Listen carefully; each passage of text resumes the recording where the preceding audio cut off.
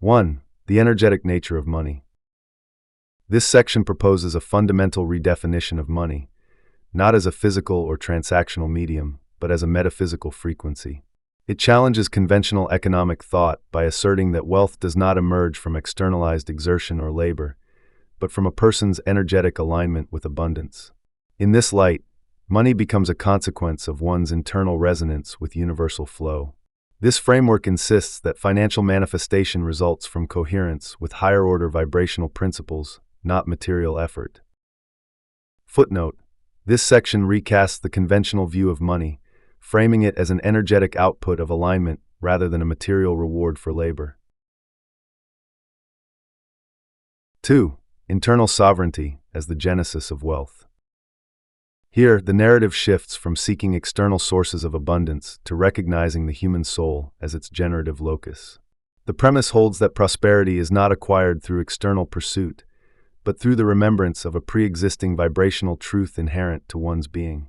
The chapter contrasts outdated ideologies of wealth accumulation with a model where material conditions align to match internal frequency. Through illustrative allegory, it highlights the primacy of inner recognition over external striving in the co-creation of one's reality. Footnote: this section establishes internal consciousness, not labor or circumstance, as the original source of wealth.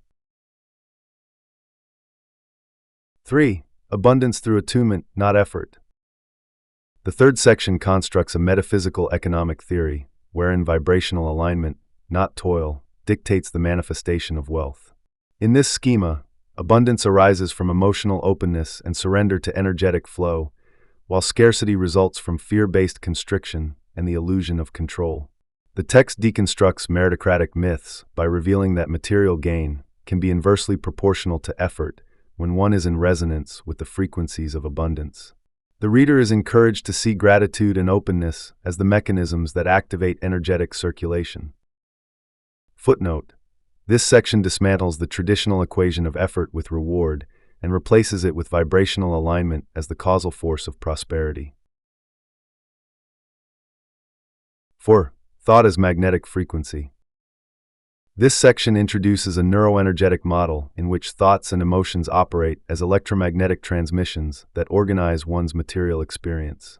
Affirmations and intentional language are advocated not for their semantic accuracy, but for their influence on the subconscious mind and vibrational field.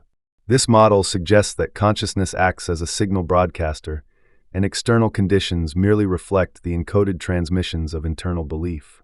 The underlying message is that personal reality is structured through frequency-based resonance rather than circumstantial randomness. Footnote: this section explains how internal narrative and emotional tone act as energetic templates for shaping outer experience.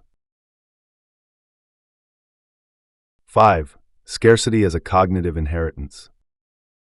This segment reframes scarcity not as an objective material limitation, but as a subconscious inheritance passed through ancestral and cultural belief systems. Scarcity is depicted as a vibrational imprint, transmitted mimetically and stored within the subconscious matrix of family and societal conditioning. The reader is invited to disidentify from these narratives through deliberate deprogramming and energetic recalibration. In doing so, abundance is no longer pursued but permitted, as inherited blocks to receptivity dissolve. Footnote: this section reframes scarcity as an ancestral belief system rather than a factual condition, requiring active cognitive deconstruction.